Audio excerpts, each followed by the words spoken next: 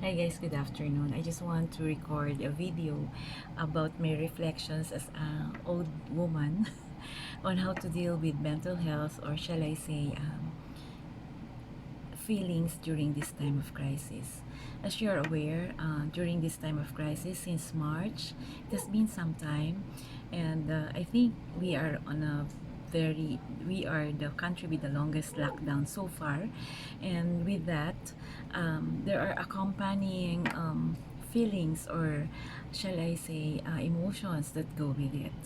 Um, I am I am recording this video for people who are like me, or people or my friends who are undergoing certain state of shall I say, depression, or probably certain state of melancholy, or certain state of loneliness and sadness, or certain state of anxiety and fear of what will come regarding this on this pandemic. So um, it's really not easy right now to, shall I say, uh, accept the situation, but we don't have the choice but to accept. So anyway, so this is what are my advice on how to cope with the crisis, or with the whatever emotions we're feeling right now.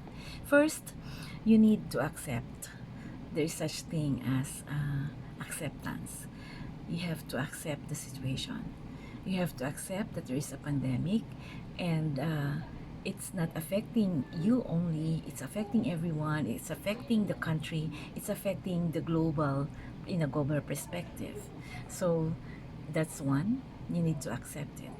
And then second is, you need to, shall I say, take stock of what you have. Meaning, what are your financial status? What's your financial status?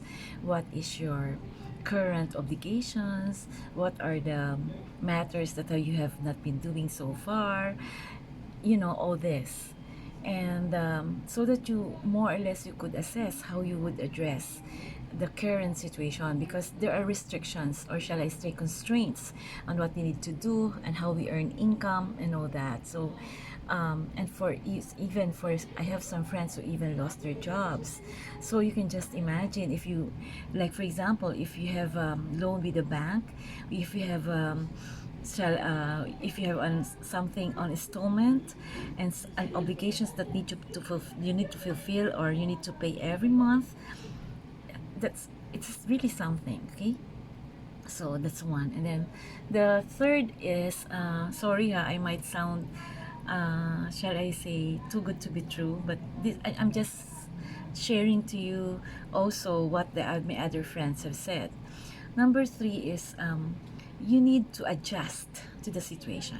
Adjustment means, in after the acceptance, and after taking stock of yourself, you need to adjust to the situation. So what we're saying is, for people who used to, go to Starbucks, spend that much, spend on new clothes and all that, then because of the situation, and because of the constraints, and the probability of the uncertainty of what will happen, then I think lang, no, we need to save. We need to not, splurge on so much. Maybe we need to accept only the basics, or shall I say, spend only on the basics, spend only on the consumables. For all we know, when we go to our shall I say, closet, we have so much clothes, you have so much shoes and all that. So you just need to adjust to the situation. Okay, and then number four is, you need to connect. It's good.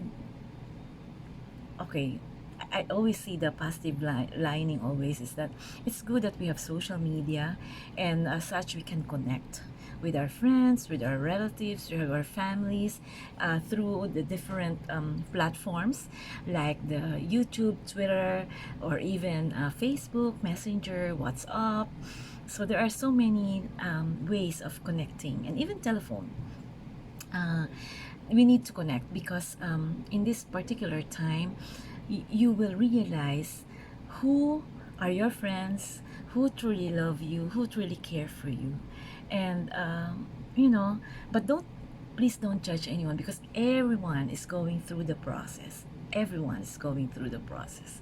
So sorry, this is more spontaneous. So you need to connect. So what did I say? Accept. You need to take stock of yourself. You need to adjust, and then you need to connect. And then 5, you need to be flexible, and you need to be resilient to change, meaning you need to be adaptive to change. Maybe it's related to the adjustment, but this one is more of a, like for example, when you read on social media that this person is this and that, then you need to be more resilient. You need to be more, shall I say, resolute in your stand to adapt to the change. Like for example, there are people who might have lost their jobs, but they do trading, they do, shall I say, they do cooking, then they do planting, they do gardening and all that. So you need to be resilient to the change. And of course, the other one is you need to obey or to follow. When I say you, it also means me, no? We pala. I mean, I failed to use the right words and the right terms because this one is spontaneous. So I think we need to obey. We need to follow the protocols and all that. And after this, after what I've said, um, the the one that will survive. Sabi nga nila, will love survive when everything else fails? No, I don't think so. So I think we need to nurture the people who love us, the people who care for us.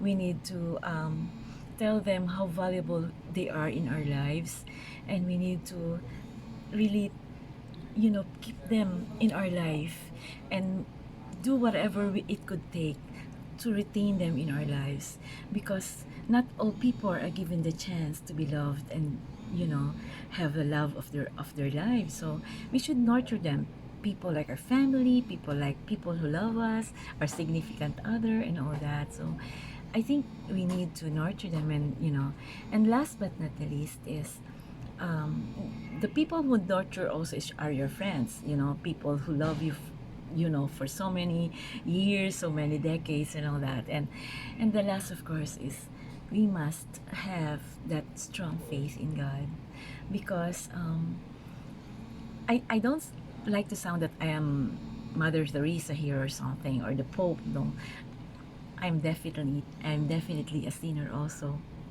I'm not perfect and all that, but in all the trials that have come in my life, I have always go back to my faith. I always, ask forgiveness for my sins, and go back to my faith and believe that there is God there, and believe that there is a miracle. Believe that there is God there who loves you and who will care for you. But of course, when doing that along with our faith is a combination also of following his teachings, which is to be kind to others, to do good to others, to make a difference on others. So whatever small things you can do for others, then let's do it. It's Christ-like, really, to be kind and to be good to other people. So that's my reflection of this pandemic, and I hope that whatever I said mattered to you, and shall I say contributed on how you feel. And don't worry, this too shall pass, and everything. I don't want to say everything happens for a reason. No, I don't want to say that, because who wants a pandemic? Who wants 2020 events like this? No, and but what I'm saying is, there's always opportunity in every crisis. There's always the strength that we could unleash from us, the power of ourselves, and you could always realize that what matters more to me right now are the essentials. What matters more to me are the love that I receive from people. What matters most to me now are my friends, my job, my family, my friends, my relatives, and of course, my faith in God. God bless you guys. This is long, but I hope more or less you have picked something from this. God bless you. This is LV, and this is September 1. I love you, and with all my heart, I know that we will survive this. God bless you guys. Mwah.